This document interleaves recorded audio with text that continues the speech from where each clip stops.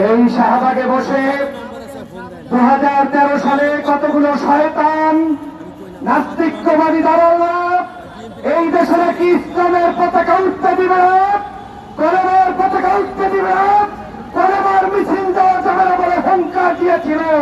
সেই শয়তানদের তাড়ানোর জন্য বক্তব্যের শুরুতে আওয়াজ তুলে দাবি তুলতে চাই, নারায়ে তাকবীর, নারায়ে তাকবীর। প্রিয় সহযোদ্ধা ভাইরা, আজকে আমরা যেখানে দাঁড়িয়ে কথা বলছি, এই শাহবাগে জুলাই ঐক্যমঞ্চ আজকে দাঁড়িয়েছে, এটা আমাদের জন্য আজ ব্যর্থতা। 9 মাস হয়ে গিয়েছে, কিন্তু আসিফ নজরুলরা এখন পর্যন্ত জুলাইয়ে নিহত মানুষদের জন্য এখন পর্যন্ত বিচারের ব্যবস্থা পূর্ণাঙ্গ করে নাই। প্রিয় বন্ধুরা আমার, আজ উপদেষ্টা পরিষদের মধ্যে ডক্টর মোহাম্মদ ইউনূস ছাড়া আমরা অনেককেই দেখতে পাচ্ছি যারা বাংলাদেশের জুলাই বিপ্লবের চেতনাকে ধারণ করে না, বরং জুলাই বিপ্লবের চেতনাকে বিক্রি করে, শহীদের রক্ত বিক্রি করে জাতির সাথে, বাংলাদেশের মানুষের সাথে প্রহসন করছে।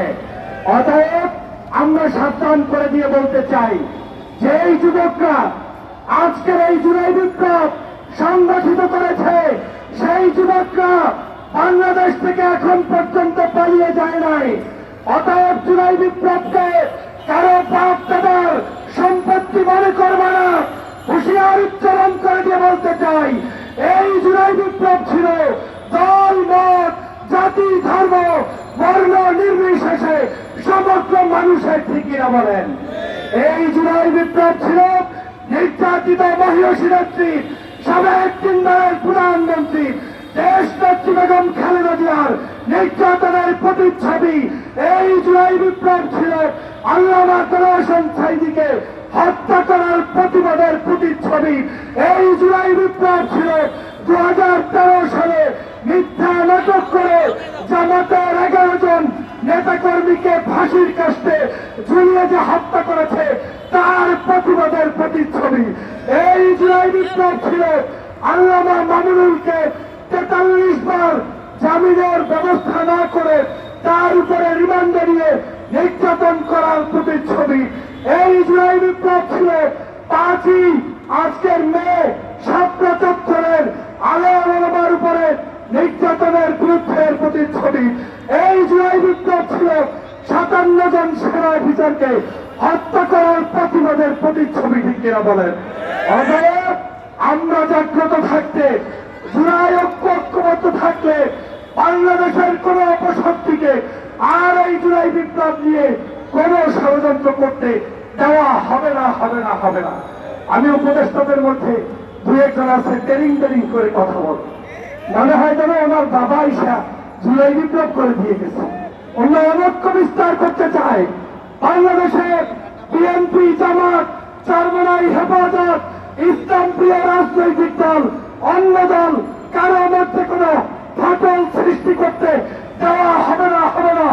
আমরা কারা ঐক্যবদ্ধভাবে জুলাই বিপ্লবকে ধারণ করতে রাজি আছি, হাত তুলে দেখিয়ে দাও। প্রিয় ভাইরা, হাত নামান।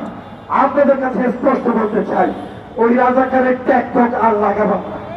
ওই 2013 সালের পচাবাসী গন্ধ শেখ হাসিনা রাজাকার উচ্চারণ করার কারণে কি শাস্তি পেয়েছে 5ই আগস্ট জনগণ দেখিয়ে দিয়েছে, ঠিক কিনা বলেন।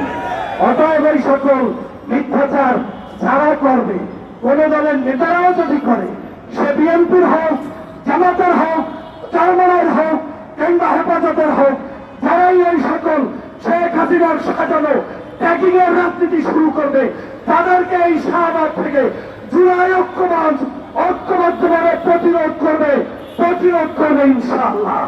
অতএব উপদেষ্টারা সাবধান হন, আমরা জাগ্রত থাকতে শয়তানি করতে পারবেন না। গত 2 দিন ডক্টর মোহাম্মদ ইউনূস বাংলাদেশ থেকে একটু পদত্যাগ করবে শুনে আওয়ামী লীগের ঘুম নষ্ট। কেউ ভারত থেকে প্লেন ভাড়া করে বাংলাদেশে আসারও প্ল্যান করছে। অনেকে মনে করছে সবকিছু আজকে মনে হয় শেষ হয়ে যাচ্ছে, কিন্তু আওয়ামী লীগের এবং নরেন্দ্র মোদীর সেই স্বপ্ন স্বপ্ন দেখায় পরিণত হয়েছে। আজ বাংলাদেশে ওই সকল ষড়যন্ত্রবাদীদের আর কোন বাংলাদেশে প্রবেশ করতে দেওয়া যাবে না। সর্বশেষ আমি আপনাদের কাছে উদাত্ত আহ্বান জানাতে চাই, বাংলাদেশে একটা প্রশ্নে আমরা এক থাকবো, সেই প্রশ্ন আওয়ামী লীগের প্রশ্ন, আমরা প্রশ্ন যে শেখ হাসিনার প্রশ্ন, ভারতীয় আধিপত্যবাদের বিরুদ্ধের প্রশ্নে আমরা সবাই এক থাকবো। অন্য জায়গায় বিএনপির মতো ভোট করবে, জামাতের মতো করবে, চরমনের মতো করবে, হেফাজতের মতো করবে। জাতি সিদ্ধান্ত নিয়ে যাকে ভোট দিবে তারা বাংলাদেশের রাষ্ট্র ক্ষমতায় আসবে, কিন্তু মাগার আওয়ামী লীগকে আসতে দেওয়া যাবে না, যাবে না, যাবে না। আরো জয় দেন। আওয়ামী লীগের দালালেরা, আওয়ামী লীগের দালালেরা, শেখ হাসিনার দালালেরা, নরেন্দ্র মোদীর দালালেরা, ভারতের দালালেরা, সবাইকে ধন্যবাদ। আজকের এই জুলাই ঐক্যকে ধন্যবাদ, তারা যে সবাইকে আবার ঐক্যবদ্ধ করতে পেরেছে। এভাবেই আগামীর জীবনে আমরা সবাই মিলে ঐক্যবদ্ধভাবে দেশ পরিচালনা করব, সেই উদ্যোক্ত আহ্বান জানিয়ে সবাইকে ধন্যবাদ জানিয়ে বক্তব্য শেষ করছি। আল্লাহ হাফেজ।